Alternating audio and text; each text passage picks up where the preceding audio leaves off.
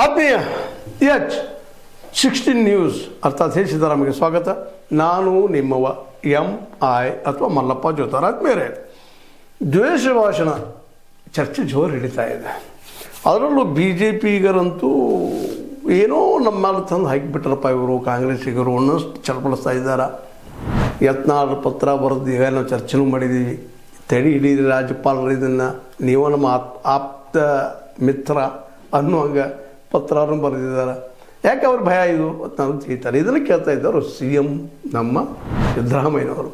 ಯಾಕ್ರಿ ಕುಂಬಳಗಾಯಿ ತುರಾಗ ಅಂದರೆ ಹೇಗೆ ಬಿಟ್ಟು ನೋಡ್ಕೊತೀರಿ, ಯಾಕೆ ಭಯ ಪಡ್ತೀರಿ, ನೀವು ದ್ವೇಷ ಭಾಷೆ ಬಿಟ್ಟರೆ ಇದು ಯಾಕೆ ನಾವು ನಿಮ್ಮನ್ನು ಹಿಡಿದು ಏನು ಅವಶ್ಯ ಇತ್ತು ನಮಗೆ ಅಂತೇಳಿ ಕೇಳ್ತಾ ಇದ್ದಾರೆ. ಸತ್ಯದ್ರೆ ಈ ಮಾತು. ದ್ವೇಷ ಭಾಷೆ ಬಿಡ್ರಿ, ನಿಮಗೆ ಹೌದು ಹಿಂದೂಗಳಿಗೆ ಒಳ್ಳೆ ಬದುಕಾಗಬೇಕಾಗ್ಯದ, ಆ ಮಕ್ಕಳಿಗೆ ನೌಕರಿ ಸಿಗಬೇಕಾಗ್ಯದ, ಅದ್ರ ಬಗ್ಗೆ ವಿಚಾರ ಮಾಡ್ರಲ್ಲ ನೀವು. ಆ ಉದ್ಯೋಗ ಹುಡುಗಿಸೋಣ ನೀವು ಸಿದ್ದರಾಮಯ್ಯ ಬೆನ್ನ ಹತ್ರಿ, ಉದ್ಯೋಗ ಸೃಷ್ಟಿ ಮಾಡ್ರಪ್ಪ ಅಂತ ಹೇಳ್ರಿ. ಬೇಡ ನೀವು ಅದನ್ನು ಮಾಡಿರಿ, ಮೋದಿಯವ್ರಿಗೆ ಹೇಳ್ರಿ. ಅನಗತ್ಯ ಇನ್ನುಳಿದ ಧರ್ಮದವ್ರನ್ನ ಇನ್ನುಳಿದ ಜಾತಿಯವ್ರನ್ನ ಬೈಯುವಂಥದ್ದು ಏನು ಅವಶ್ಯಕತೆ ಇಲ್ಲ. ಅವ್ರೇನೋ ಒಂದು ಕಾನೂನಾತ್ಮಕ ತಪ್ಪು ಮಾಡಿದ್ದಾರೆ ಅಥವಾ ಮತ್ತೊಂದು ತಪ್ಪು ಹೆಜ್ಜೆ ಇಟ್ಟಿದ್ದಾರೆ. ಕಾನೂನು ಪ್ರಕಾರ ಬಿಡೋದಲ್ರಿ, ಯಾರು ಬೇಡ ಅಂದಾರೆ ನಿಮಗೆ. ಅದರ ಬದಲಾಗಿ ಅವ್ರ ಬಗ್ಗೆ ದ್ವೇಷ ಭಾಷೆ ಮಾಡಿ ಅವ್ರ ಬಗ್ಗೆ ದ್ವೇಷ ಹುಟ್ಟಿಸುವಂಥದ್ದು, ಕೆಟ್ಟದಾಗಿ ಮಾತಾಡುವಂಥದ್ದು, ಸಣ್ಣದಾಗಿ ಮಾತಾಡುವಂಥದ್ದು ಯಾಕ್ರಿ ಇದು BJPಗರ?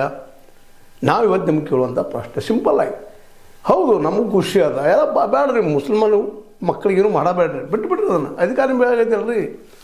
ನಾನು ಮೋದಿಯವರು ಇದ್ದಾರೆ, ಕರ್ನಾಟಕ ಬಿಟ್ಟುಬಿಡ್ರಿ ಇದನ್ನು. ಕರ್ನಾಟಕದಲ್ಲೂ ಸಹಿತ ನೀವು ದ್ವೇಷ ಭಾಷೆ ಬಿಟ್ಟಿರಪ್ಪ ಅಂತಂದ್ರೆ ನೀವು ನಿಮ್ಮ ಮಕ್ಕಳಿಗೆ